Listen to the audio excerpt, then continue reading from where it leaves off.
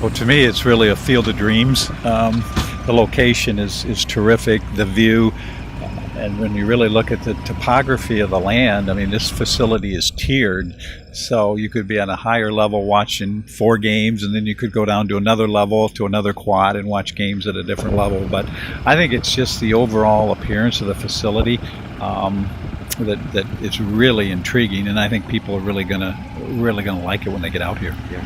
So describe some of the things we saw.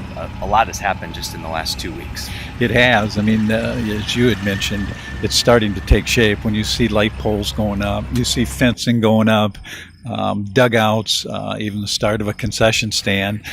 It's not just, well, it's certainly not a cornfield anymore, but even the mass grading was one thing. But now, when you see them out there laser grading the field, getting ready to seed, hopefully the artificial turf will be going down in another month. But again, I think it's just the definition of a ballpark when you start seeing the fencing and the lighting and things that, those type of things that go with it. What are the critical things as we get towards winter? Well, the biggest thing for us is to get the field seeded.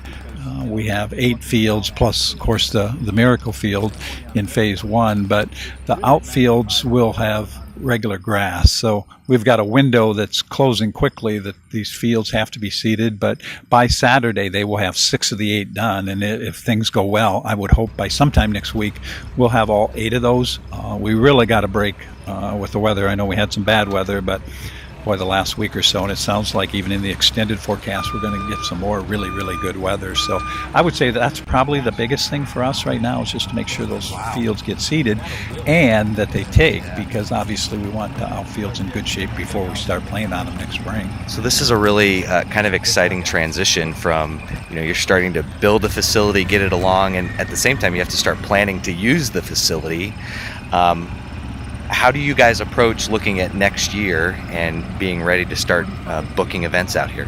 Well, one of the things we did back in June was hire Steve James, a young guy here in the community, and he's got a track record. He worked for Perfect Game, and he's made a world of difference for us as we start to transition in, not only from building it, but now all of a sudden filling it. So putting the schedule together, those type of things he's been working on, and right now, if you look at our schedule that's already put together, it's pretty full in June and July. We're working on August and September to make sure that's filled too. But remember, the goal of this really was to bring in a lot of teams from outside the area, so it'll have a great economic impact for the area. But the other things that were part of this, that were that local kids would get a chance to play out here, and really Monday through Thursday, especially in the early months of the year, there'll be a lot of local play out here.